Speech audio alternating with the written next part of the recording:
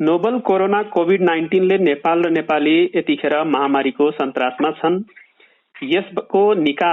यसबाट निकास पाउनका लागि सर्वपक्षीय सहकारी आवश्यक छ र सर्वपक्षीय सहकार्यकै लागि हामी संघीय अनलाइनको फेसबुक पेज र रेडियो कपिलवस्तुबाट एकसाथ प्रत्यक्ष अन्तर्वार्ता कार्यक्रम सर्वपक्षीय निकास चलाइरहेका छौं। यो कार्यक्रम प्रत्येक शनिबार र मंगलबार राति 8 बजेबाट प्रसारण हुन्छ र कार्यक्रमको उत्पादन, सम्पादन र प्रस्तुतिमा हामी दुवै म डाक्टर रामदेव पण्डित र त्रिभुवन विश्वविद्यालयका उपप्राध्यापक विनोद कुमार विश्वकर्मा सर रहनुहुन्छ। आज हामीसँग कुराकानी गर्नको लागि अतिथिको रूपमा हुनुहुन्छ तत्कालीन समाजवादी पार्टीका केन्द्रीय अध्यक्ष तथा अहिले जनता समाजवादी पार्टीका वरिष्ठ नेता उपेन्द्र यादवजी। उपेन्द्र सर, यहाँलाई कार्यक्रममा स्वागत। धन्यवाद। एउटा कुरा यहाँलाई रिक्वेस्ट गरौँ। हजुर। अहिले समाजवादी पार्टीकै अध्यक्ष हो। हजुर। अर्को जुन पार्टीको नाम लिनु भएको छ, हजुर, त्यो अहिले बनाउने प्रक्रियामै छ, बनिसकेको छैन। त्यसकारणले समाजवादी पार्टी मात्रै भन्दा हुन्छ। हजुर हजुर हुन्छ।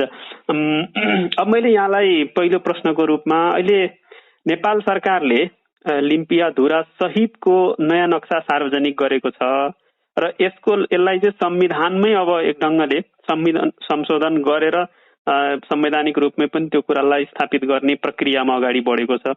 यसप्रति यहाँको र यहाँको पार्टीको धारणा के रहेको छ?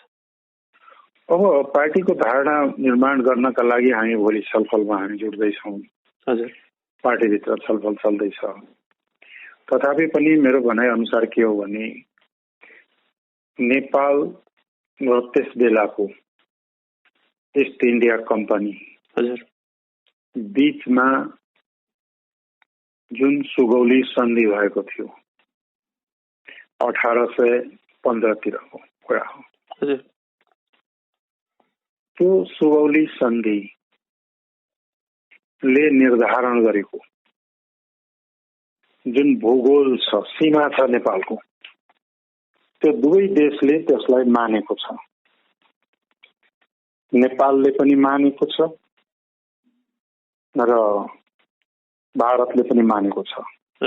जुन सुगौली सन्धि दुई मुलुकको बीचमा 2 डिसेम्बर 1815 मा हस्ताक्षर भएको र 4 मार्च 1816 मा रेटिफाइड भएको भइसकेपछि त्यो सन्धिलाई नै नेपालको सिमाना, नेपालसँग जोडिएको भारतको सिमानाको रूपमा निर्धारित भएर दुवै देशले त्यसलाई मानिसकेको छ।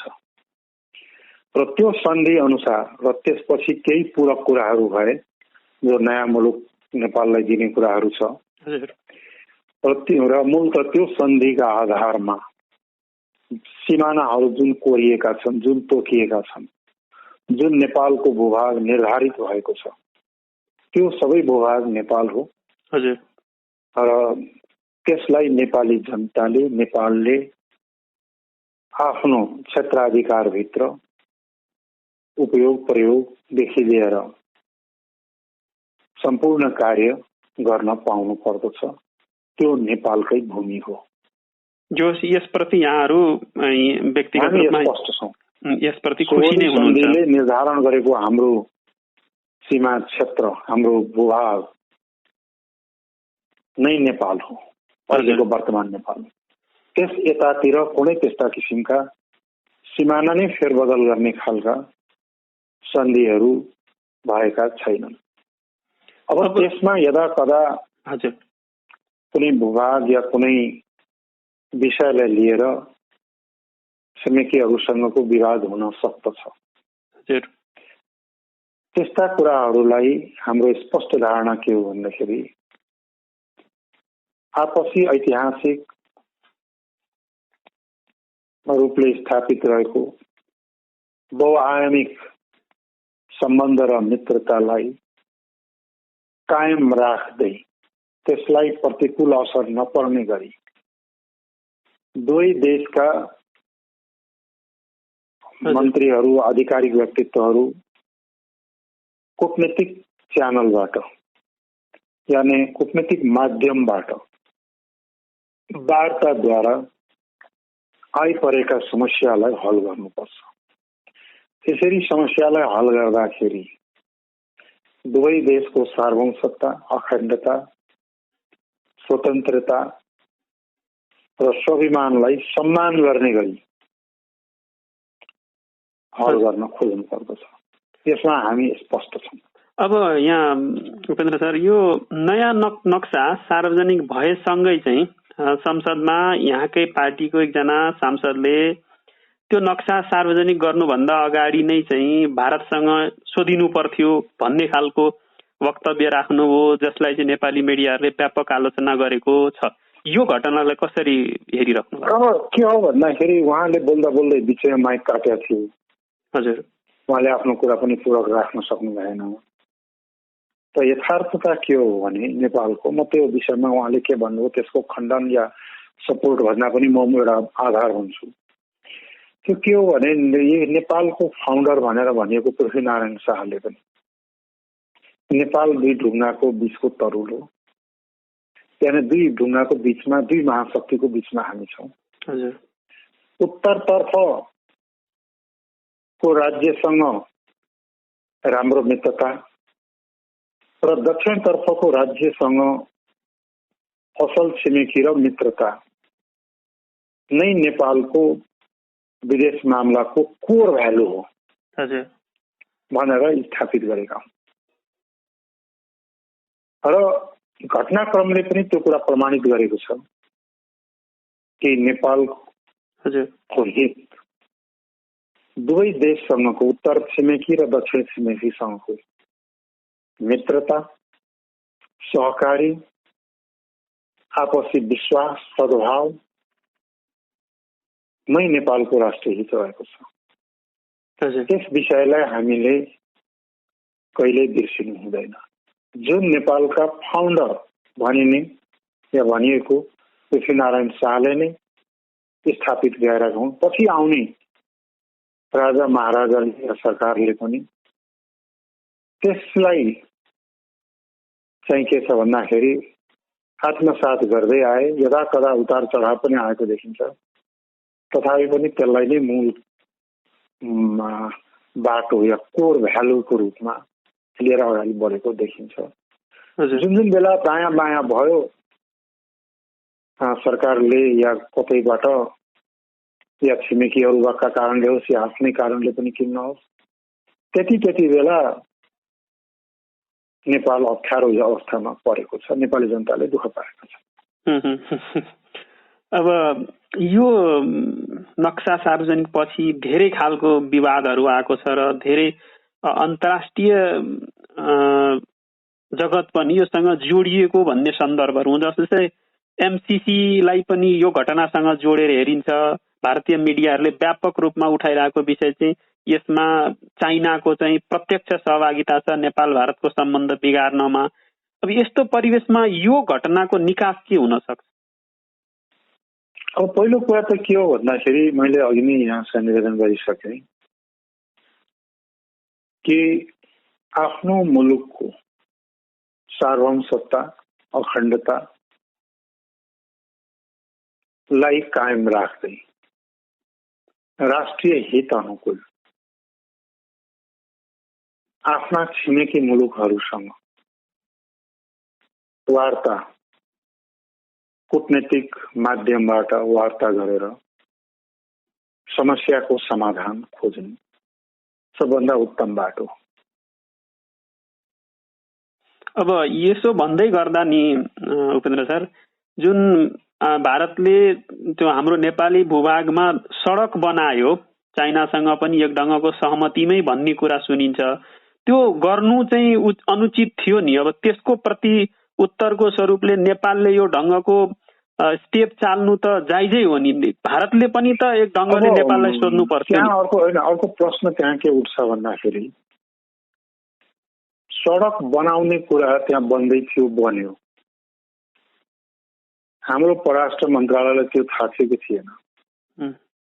हजुर, प्रधानमन्त्रीलाई थाहा थियो कि थिएन सडक बन्न सुरु हुँदाखेरि? त्यतिखेर परराष्ट्र मन्त्रालय र नेपाल सरकार किन त्यतिखेर सचेत भएन? यो पनि एउटा गम्भीर प्रश्न उठेको छ। स्थानीय सरकार पनि, स्थानीय सरकारलाई त फरेन हेर्ने मामला हुँदैन, विदेश मामला हेर्ने मामला हुँदैन, तर विदेश मन्त्रालयले के गर्दै थियो एउटा कुरा। यो यति मात्रै होइन, यसलाई विगतको ऐतिहासिक पृष्ठभूमि पनि केलाएर हेर्नु जरुरी छ। हजुर, यो हुनुमा भारतको त जे छ आफ्नो स्वाभाविकै हो। हजुर, तर हाम्रा विगतका सरकारहरूदेखि लिएर अहिलेसम्मका कूटनीतिज्ञहरू, सरकारका कूटनीतिक प्रयासहरू, त्यसका अभ्यासहरू कोही असफलताको परिणाम हो नि। यदि नेपालको सफल कूटनीतिहरू प्रयास भएको भए यो अवस्था आउने नै थिएन। भनेपछि अब यसमा नेपालको धेरै कमजोरी भन्ने कुरो कूटनीतिक असफलता हो यो। अब यो घटना आजको होइन। हजुर, धेरै अगाडिदेखिकै हो। यतिखेरसम्म, यत्रो दिनसम्म त्यसले आँखा चिम्लिनुलाई के भन्ने एउटा कुरा। दोस्रो कुरा के हो भने नेपालको नक्सामा उहाँहरू नै हो नक्सा बनाउने त। संविधान निर्माण गर्दाखेरि संविधानको अनुसूचीमा रहेको निशान छापमा नेपालको नक्सा राखिएको छ। त्यो बनाउने त कांग्रेस कम्युनिस्ट नै हो नि। हामीहरूमाथि भएन संविधानमा गलत हुँदैछ भन्दै पनि हामी माथि पनि उल्टै गोली ठोकेर मान्छे मारेर बनाउने त घोषणा गर्ने त उहाँहरू नै हो नि। त्यतिखेर नेपालीहरूलाई गोलीले ठोकेर मारेर, हत्या गरेर, दमन गरेर जबरजस्ती संविधान बनाएर घोषणा गर्ने सरकार र त्यहाँ रहेका संलग्न पार्टीहरू, खास गरी कांग्रेस कम्युनिस्टहरू किन यस्तो नक्सा बनायो? किन त्यहाँ त्यो चुच्चो चाहिँ राखिएन? किन राखेन? त्यो बेला त्यो गल्ती उहाँहरूको हो कि होइन? किन राखिएन? के कारण थियो? अहिलेको संविधानमा किन नराख्नुको कारण के? उहाँहरू त्यो विषयमा बेखबर हुनुहुन्छ। अरे बेखबर होइन, त्यो के स्वार्थले राखिएन?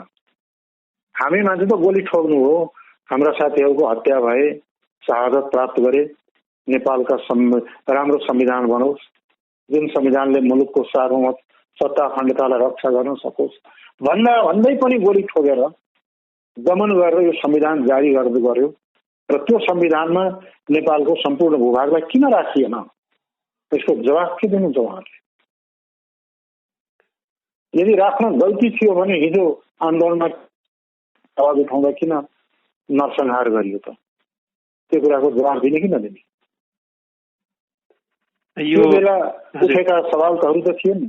हामीले स्पष्ट भनेका थियौँ त्यो बेला, यो संविधानले जुन प्रस्ताव ल्याइएको छ, मुलुकको सार्वभौमसत्ता, स्वाधीनता र जनताको अधिकार र विभेदको अन्त्य, समावेशी लोकतन्त्र र संघीय प्रणालीको रक्षा गर्न सक्दैन भनेर न हामी सडकमा उत्रेका थियौँ। त्यो त आज सही साबित भयो नि। सत्य हो नि। त्यसैले सत्य कहिले पनि छुप्दैन भन्छ नि। सत्यलाई जति ढाकछोप गरे पनि केही क्षण ढाक्न सकिन्छ, तर अन्तमा उजागर भएर आउँछ भन्ने कुरा त यथार्थ हो नि। आज समयले त साबित गरेको छ। त्यसको जवाब दिनु पर्यो नि त कांग्रेस कम्युनिस्टहरूले, जसले संविधान बनाए र जबरजस्ती घोषणा गर्नेहरूले। त्यसको जवाब त उनले दिनु पर्यो। जुन संविधान घोषणा गरेर केही व्यक्तिहरूले दीपावली गरेका थिए, आज जवाब दिनु पर्यो नि त। जसले आफ्नो मुलुकको कहाँसम्म मुलुक छ भन्ने नै थाहा थिएन, भन्न सक्नु पर्यो नि त। अनि उपेन्द्र सर, यसमा नि यो थाहा थिएन भन्ने एउटा बचाउ त गर्न पाइयो, तर तत्कालीन अहिले भर्खरै चाहिँ सरकारमा रहनुभएकै पात्रहरू, माधव नेपाल, हाम्रो केपी ओली सर, उहाँहरू नै चाहिँ त्यो बेला त्यो क्षेत्रमा भएका विभिन्न सन्धि सम्झौतामा नेतृत्वदायी भूमिकामा हुनुहुन्थ्यो, त कहीँ न कतै यसमा चाहिँ षड्यन्त्रको गन्ध छ। अब यो यसो के छ भन्दाखेरि उहाँहरूको लम्पसारवादी नीतिले गर्दा नै उहाँहरूको चाहिँ कि आत्मसमर्पणवादी नीति र नक्कली राष्ट्रियता तथा कथित नक्कली राष्ट्रियता जसलाई मधेस विरुद्ध र मित्र राष्ट्रहरूका विरुद्ध कहिलेकाहीँ अभिव्यक्तिको रूपमा देखा पर्छ, यिनै नक्कली राष्ट्रियताको दुष्परिणाम न नेपाली जनताले भोगेका छन्। यो व्यापक यो विषय चाहिँ एक ढङ्गले नेपालकै बदनाम हुने तरिकाले भारतीय मिडियाहरूले पनि एक ढङ्गले उठाएका छन्। अब मैले यहाँलाई थोरै नीति तथा कार्यक्रममा केन्द्रित केही प्रश्नहरू राखेँ। यहाँले अहिले भर्खरै प्रस्तुत भएको 77-78 को यो नीति तथा कार्यक्रमलाई पुरानो नीति तथा कार्यक्रमहरूको कपी पेस्ट, यो अनावश्यक भोल्युममा प्रस्तुत गरिएको र यसमा चाहिँ स्वास्थ्य, मानवीय, आर्थिक र राजनीतिक सङ्कटलाई सम्बोधन गर्न नसकेको नीति तथा कार्यक्रम भन्नुभएको छ। यसको आधारहरू चाहिँ के अलिकति भनिदिनुहोस्। अब पहिलो कुरा त के हो भने स्वास्थ्यको क्षेत्रमा आधारहरू राख्नु भएको छ। हजुर, यत्रो ठुलो महामारी छ, एउटा जाँच्ने पीसीआर किटसम्म छैन। हजुर, व्यवस्थित क्वारेन्टाइन छैन। हजुर, आइसोलेसन वार्ड पर्याप्त छैन, भेन्टिलेटर छैन, जाँच्ने डाक्टर छैन, स्वास्थ्य कर्मीको अभाव छ, प्रयोगशालाको अभाव छ र बोर्डरका छेउमा लाखौं नेपालीहरू बसिरहेछन्। भारतबाट धक्का दिएर नेपाल जा, आफ्नो जा मुलुकमा भन्छ, आफ्नो मुलुकमा छिर्न खोज्दा यताबाट डन्डा बसाउँछ। ती नेपालीहरू कहाँ जाने? एउटा मानवीय सङ्कट हो, यो मानवता विरोधी गतिविधि पनि भन्छ यसलाई त। दोस्रो के हो भन्दाखेरि स्वास्थ्यको क्षेत्रमा न जनशक्ति छ, न उपकरण पर्याप्त छ, न प्रयोगशाला छ पर्याप्त। यस्तो अवस्थामा भयावह अवस्था बनाइएको छ। यसले नेपाली जनताको स्वास्थ्यको रक्षा कसरी गर्न सक्छ? दोस्रो, आर्थिक रूपले मैले भनेको थिएँ कि आज अर्थतन्त्रको सूचकाङ्कहरू खस्किँदै तल झर्दै गएको छ। हाम्रो मुलुक रेमिटेन्समा आधारित मुलुक हो। अब त रेमिटेन्स खुम्चिँदै गयो नि, सम्भावनाहरू घट्दै गएका छन्, उद्योग धन्दाहरू बन्द भएका छन्, आर्थिक कारोबारहरू ठप्प भएको छ र मुलुक दरिद्रीकरणतर्फ गएको छ। कृषिका उत्पादनहरू घटेर गएका छन्, उत्पादित वस्तुको पनि बजार व्यवस्थापन छैन, उत्पादन र वितरणको च्यानलै भत्किएको छ। त्यस्तो अवस्थामा के हुन्छ त नेपालको स्थिति? दरिद्रबाट अब दरिद्रतर्फ जाँदैन। त्यसलाई उठाउने गरी, व्यवस्थित गर्ने गरी नीति कार्यक्रम आउनुपर्छ, त्यो छैन। अहिले भारतमा हेर्नुहोस् त प्याकेजहरू आइरहेको छ आफ्नो डेभलपमेन्टका लागि, प्रोडक्सन र सप्लाईका लागि, मार्केटका लागि। तर हामी कहाँ खै पोलिसी? चाइनामा हेर्नुहोस् त कति तीव्र गतिले अगाडि ल्यायो। अरू मुलुकहरूले पनि, अब इभन अमेरिकाले पनि चाहिँ के छ भने त्यो चेनलाई भत्ति नदिनु भयो। तर हामी कहाँ सरकार त्योबाट बेखबर छ, गैर जिम्मेवार छ। भन्दाखेरि यसले आर्थिक सङ्कट उत्पन्न गर्ने नै हो। अर्को कुरा, विदेशबाट लाखौं युवाहरू रोजगारीबाट वञ्चित भएर नेपाल फर्किँदैछन्। तिनलाई फर्किन दिनुपर्छ, आफ्नो मुलुक आउन दिनुपर्छ। प्रधानमन्त्रीले रोस्टमबाटै जवाब दिनु त्यहाँ ल्याउन सकिँदैन भनेर। तिनीहरूको रेमिटेन्स खान हुने, तिनको रेमिटेन्सबाट सरकार र संसदहरूले हामीहरूले तलब भत्ता खान हुने, तर तिनीहरूलाई नै आफ्नो देशमा आउनु नहुने। यस्तो पनि कहीँ चाहिँ के छ भन्दाखेरि सरकार हुन्छ। र अर्को कुरा के हो भन्दाखेरि यो साह्रै गैर जिम्मेवार कुरा हो। दोस्रोतर्फ यहाँ मानिसहरू मरिरहेछन् कोरोनाबाट। यी कोरोनाबाट होइन, अर्थकैबाट मरेका हुन्। WHO ले कोरोनाको बेला मरेको हुनाले कोरोना नै हो भनेर भन्दा हुन्छ भनेर प्रधानमन्त्रीले बोल्नु भनेको संवेदनहीनता होइन। यसले भन्दा ठुलो स्वास्थ्य सङ्कट र संवेदनहीनता के हुन सक्ला भन्ने जस्ता कुराहरूले के देखाउँछ भन्दाखेरि नेपाली जनताको जीवन सङ्कटग्रस्त हुँदै गएको छ। यसले आफै राज्यले पुष्टि गरिसकेको छ र नीति कार्यक्रममा त्यसको ठोस आधार केही पनि देख्दैन, ठोस योजना केही देखिँदैन। अमूर्त कुराहरू बोलेर त हुँदैन। अब यो त्यसै गरिकन मैले राजनीतिक सङ्कटको कुरा गरेको थिएँ। हजुर, अहिले संविधान संशोधन पनि एक खालको राजनीतिक सङ्कटै हो नि। मधेसका जनताले, पहाड र हिमालका आदिवासी जनजातिहरूले, विपन्न वर्गले, दलितले, मुस्लिमले, थारूहरूले यो संविधान विभेदकारी भयो भनिरहेछन्। त्यो विभेदलाई अन्त्य गर्ने कि नगर्ने?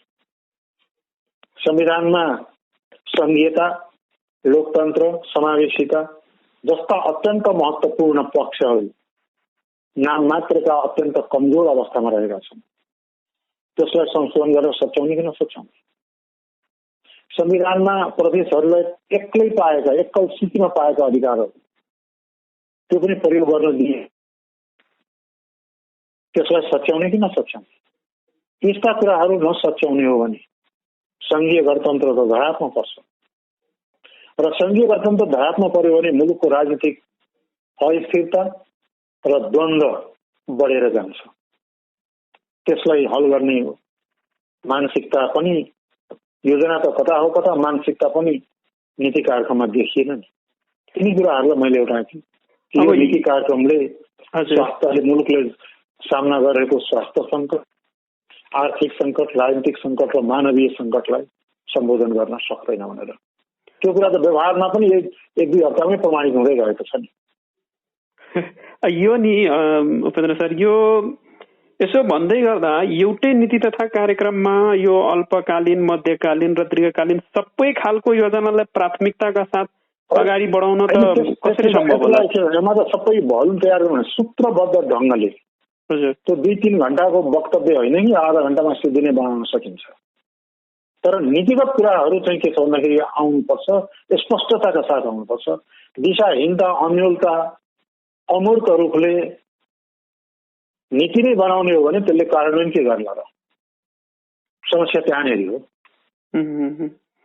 अब त्यही त यहाँनेरि हजुरले संसदमा बोल्दै गर्दा चाहिँ अहिलेको तात्कालीन समस्याहरू सम्बोधन गर्न असफल भएको सरकार, अनि फेरि हजुरले अर्को पक्ष के भन्दै हुनुहुन्थ्यो भने 1800वटा निर्माणाधीन आयोजनाहरू सरकारको ध्यानमै परेको छैन। यो दुईटै कुराको सन्तुलन गराउन चाहिँ अलिक कठिन जस्तो छैन नेपाल जस्तो अर्थतन्त्र भएको देशमा? होइन, अब यो के हो भन्दाखेरि योजनाहरू धराशायी हुँदै गएका छन्। विकास निर्माणसँग सम्बन्धित योजना, यसलाई कसरी सुचारू गर्ने हो? यसलाई सुचारू नगरिकन, राष्ट्रिय गौरवका योजनाहरूलाई कम्प्लिट नगरिकन यो देशको कसरी निर्माण हुन्छ? राष्ट्र निर्माण कसरी अगाडि बढ्छ? आर्थिक समृद्धि कसरी प्राप्त हुन्छ? आर्थिक समृद्धि प्राप्त भएन भने सुखी समृद्ध नेपाल र सुखी नेपाली त पुरा कल्पनाको मात्रै हुन्छ। त्यो त वास्तवमा दरिद्र नेपाल र दुखी नेपालीमा कन्भर्ट हुन्छ, परिवर्तनान्तरित हुन्छ। यो यिनी कुरातिर मैले सङ्केत गर्न खोजेको। त्यही त, यो दुईटै कुरा चाहिँ एकैचोटि सरकारले अथवा हाम्रो अर्थतन्त्रले भ्याउने नभ्याउने कुरा चाहिँ एउटा प्रमुख के छ भन्दाखेरि यो मूल कुरा नीति हो। त्यसका लागि चाहिँ के हो भन्दाखेरि नीति स्पष्ट भयो भने राष्ट्रिय पुँजीहरूको लगानी बढ्छ, मुलुकभित्रका आन्तरिक लगानी बढ्छ। मैले अर्को पनि कुरा गरेको थिएँ, किन यहाँका लगानीकर्ताहरू, नेपाली लगानीकर्ताहरू उद्योग व्यवसायमा किन लगानी गर्न चाहँदैन? किन चाहिँ के छ भन्दाखेरि म्यानुफ्याक्चरिङतिर जाँदैन? किन विदेशमा उत्पादन भएको माललाई ल्याउने, बेच्ने अनि विदेशमै पठाउने गर्छन्? के हो यो? यसलाई कसरी चाहिँ के छ भने लगानीलाई प्रोत्साहन गर्ने? त्यो नीति ल्याउनु पर्यो नि त पहिला। दोस्रो के हो भने आन्तरिक लगानीहरू बढ्यो भने, निजी क्षेत्रका, सहकारी क्षेत्रका लगानीहरू बढ्यो भने र त्यो व्यवस्थित हुँदै गयो भने बाहिरी लगानी पनि आउँछ। बाहिरी पुँजी, विदेशी पुँजी र प्रविधि दुवैको आवश्यकता नेपाललाई छ। त्यसलाई आकर्षण नगरिकन, आन्तरिक लगानीलाई नबढाइकन, निजी क्षेत्रलाई, संगठित क्षेत्रलाई वा भनौँ सहकारी क्षेत्रलाई अगाडि प्रोत्साहित नगरिकन यो मुलुक कसरी बन्छ? हावा ताल्न बन्छ। त्यतातर्फ चाहिँ के छ भने कुनै ठोस नीति नै छैन। अनि कसरी मुलुक बन्छ त? मुलुक त बर्बाद हुन्छ, बन्दैन त्यसरी। अब यो यसो भन्दै गर्दा यहाँले एउटा कृषिको क्षेत्रमा सरकारले 6 वर्षमा 60 अर्ब खर्च गर्यो, केही परिणाम ल्याउन सकेन र यसपालि नीति तथा कार्यक्रममा त्यसलाई दोब्बर गर्ने कुरालाई हावादारी कुरा गर्नु भएको छ र यहाँले नै फेरि अर्को प्रसङ्गमा कृषि चाहिँ अब एकमात्र सम्भावनाको बाटो हो, कृषिमा चाहिँ आधुनिकीकरण र त्यहाँ एक ढङ्गको पर्याप्त बजेट चाहिँ दिनुपर्छ भनिराख्नु भएको छ। यो त बाजियो नि त? अनि बाजिएको होइन, अहिलेसम्म लगानी गरेको जुन ऋण प्रवाह गर्यो नि हजुर किसानहरूलाई दिने भनेर, त्यसले किसानहरू कति लाभान्वित भए, पहिलो कुरा त्यसको मूल्याङ्कन हुनुपर्छ। दोस्रो कुरा के हो भन्दाखेरि नेपालमा कृषिलाई आधुनिकीकरण नगरिकन अहिलेको जुन उत्पादन सम्बन्ध छ, कृषिको जुन कृषि प्रणाली छ, जुन भूमि सम्बन्धित सम्बन्ध छ र नीति छ र ऐन कानुनहरू छ, यसलाई आमूल परिवर्तन नगरिकन कृषिलाई आधुनिकीकरण र व्यवसायीकरण नगरिकन नेपालमा गरिबी बेरोजगारीको अन्त हुन सक्दैन। किनभने ठुलो जनसङ्ख्या अहिले पनि कृषिमा छ र नेपालको भूमि भनेको कृषिका लागि संसारमै राम्रो जमिन, जहाँ राम्रो भू उत्पादकता भएको भूमि हो।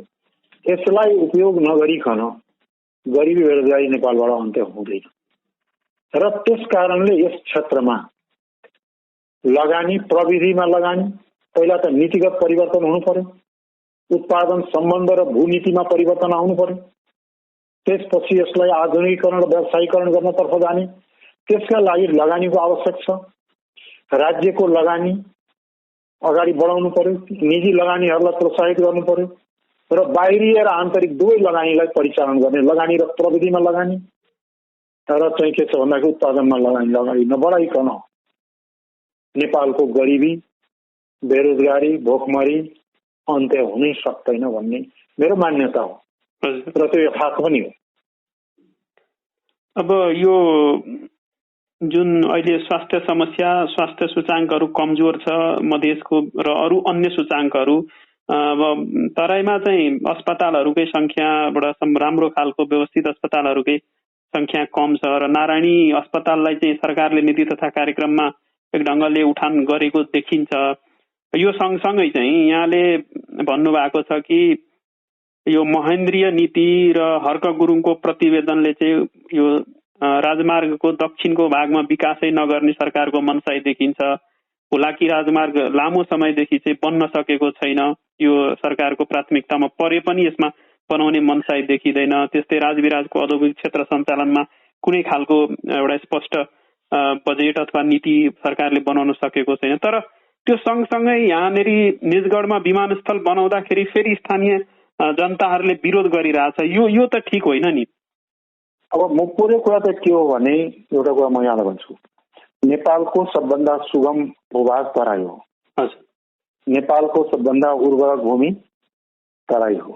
नेपालमा अत्यधिक परिश्रम गर्ने मानिसहरू तराईमा बस्छन्। नेपालमा खुला सिमाना जोडिएको व्यापारका लागि सहज, उद्योगका लागि सहज र अनुकूल ठाउँ भनेको तराई नै हो।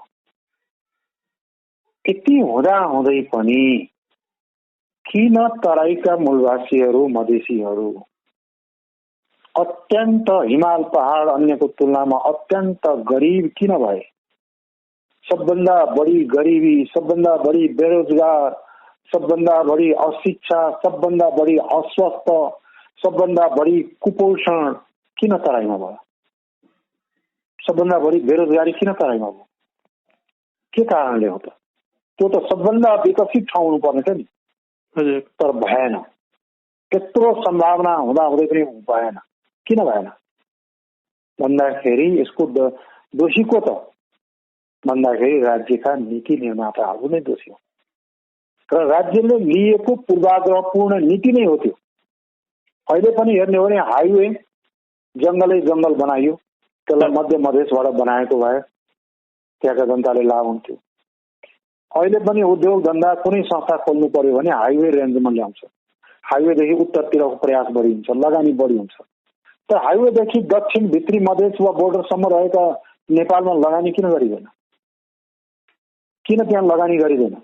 अहिले पनि लगानीका क्षेत्रहरू भनेर त्यहाँनिर उल्लेख जुन गरेका छन् विभिन्न ठाउँमा, त्यो हेर्नुहोस् त कस्तो पूर्वाग्रही छ। त्यहाँ पनि हुनुपर्छ, तर दक्षिणका जनताले विकास अवसर पाउने कि नपाउने, सीमा क्षेत्रमा रहेका मधेसी जनताले विकासको अवसर पाउने कि नपाउने, त्यो क्षेत्रको विकास कहिले गर्ने, कुन सरकारले गर्ने हो, यसमा ध्यान दिने कि नदिने। त्यही मैले भनेको यो राजमार्ग सँगसँगै चाहिँ के हो भन्दाखेरि हुलाकी सडक तराईको इकोनोमीको ब्याकबोन हो।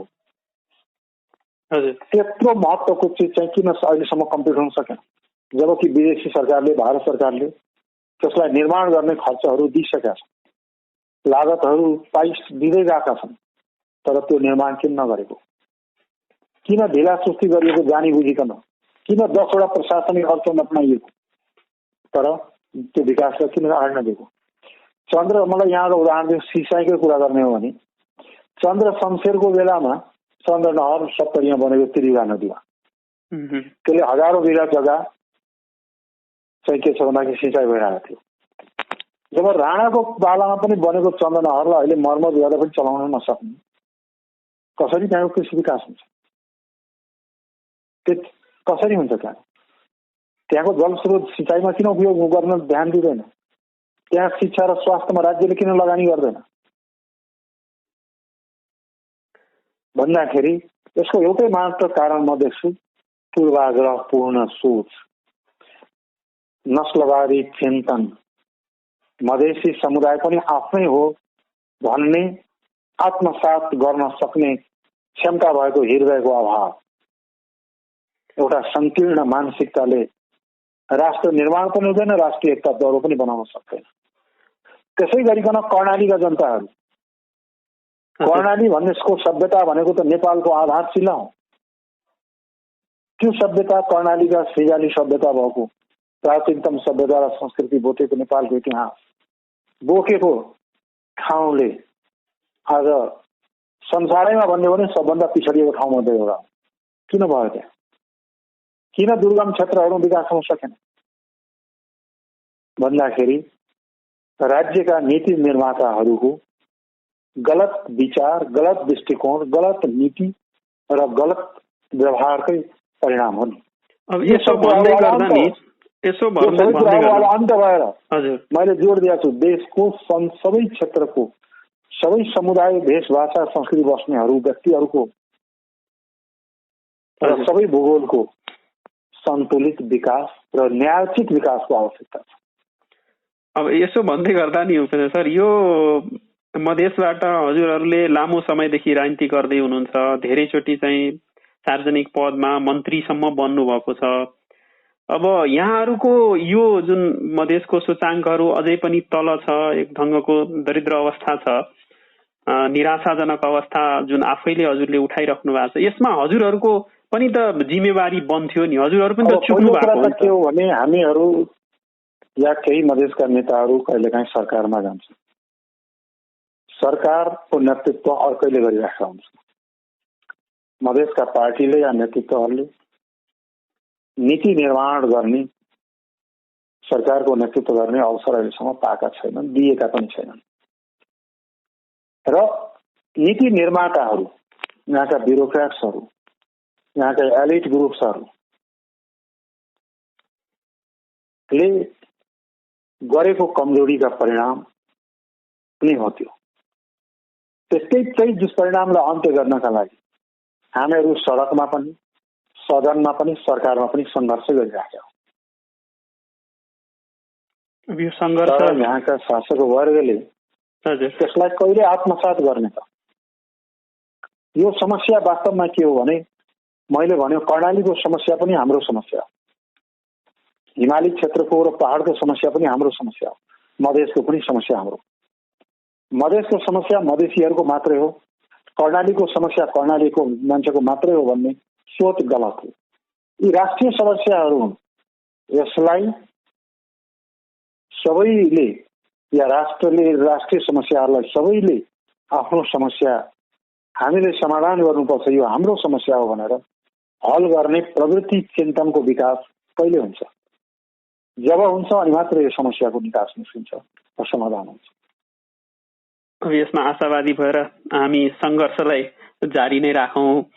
अब यो संघीयता कार्यान्वयनमा सरकारको एक ढङ्गको उदासीनता छ भन्ने हजुरको ठम्याइरहेको छ र अर्को चाहिँ प्रसङ्ग, मैले अब समय कम छ हामीसँग, त्यही भएर मैले छोटो छोटोमा हजुरलाई एक दुईवटा क्वेसन राख्न चाहे।